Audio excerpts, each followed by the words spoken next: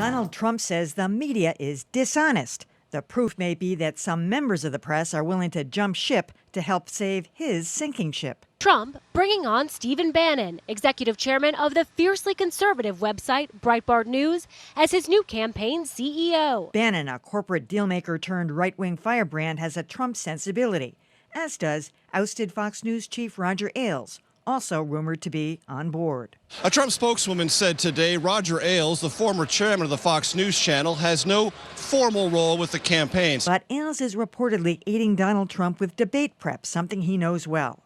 He convinced Richard Nixon to sell himself to voters through TV, and later famously scripted this retort to Reagan's age issue.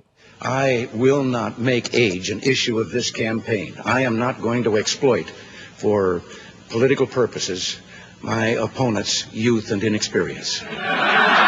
Ailes also helped George W. Bush take on Michael Dukakis, producing the infamous revolving door of criminals ad. His revolving door prison policy gave weekend furloughs to first-degree murderers. After that, Ailes slipped through the revolving door himself, off to launch CNBC and the Fox News channel. But after 2 decades and huge success, Ailes himself was done in by a slew of sexual harassment charges. Trump has been huddling with a powerful conservative player, ousted Fox News honcho Roger Ailes. So when Hillary Clinton asks Trump what it's like taking advice from a serial sexual harasser, it will be interesting to hear what Roger Ailes has to say.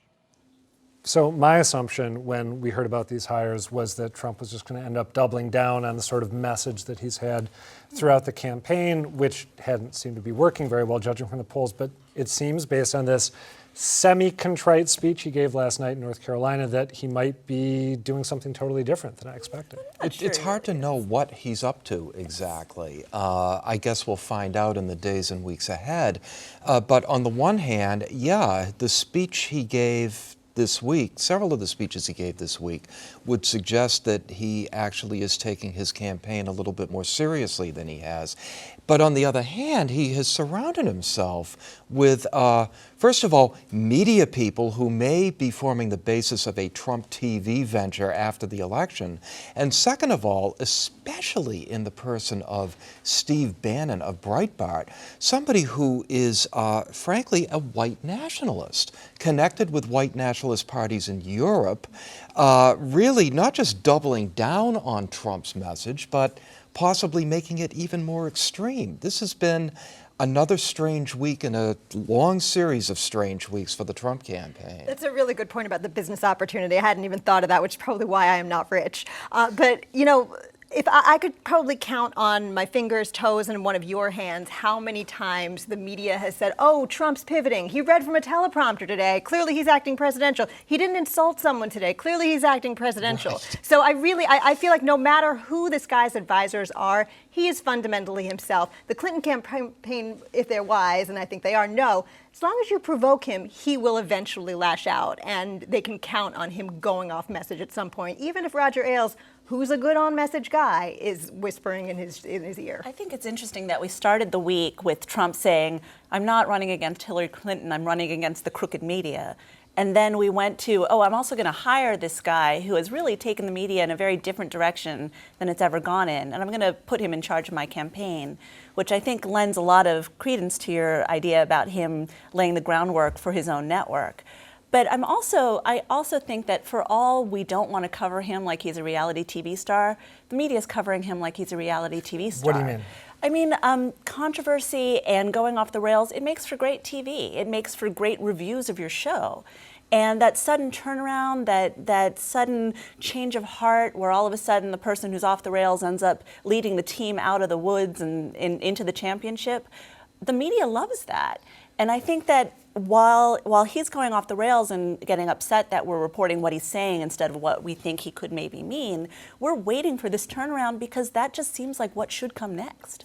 Lila, you just hit on the overwhelming dominant irony of a campaign that's been fraught with irony, which is the campaign that hates the media the most, although the Clinton campaign is probably a fairly close second, is the most wholly and entirely a product of and a function of the media. Yes. Trump got to be Trump on couple of decades of media hype, A. B, his candidacy was lifted by a couple of $1 billion worth of expertly manipulated free media hype. Before the poll numbers justified it. And social media as well. Right. And now, and he gets his foreign policy information from watching the Sunday shows. Remember that famous quote?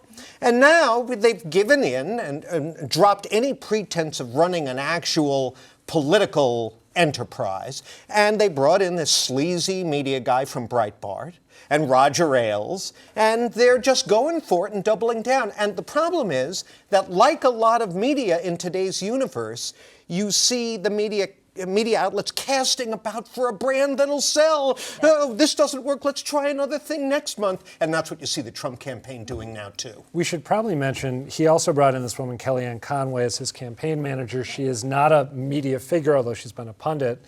She's a pollster, and I think is the first woman to manage a Republican presidential campaign.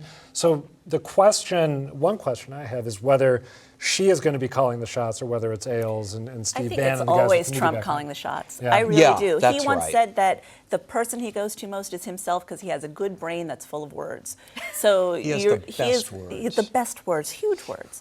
But I think he's got these people in place who maybe are more respectable, maybe more approachable, maybe more part of the media and political landscape.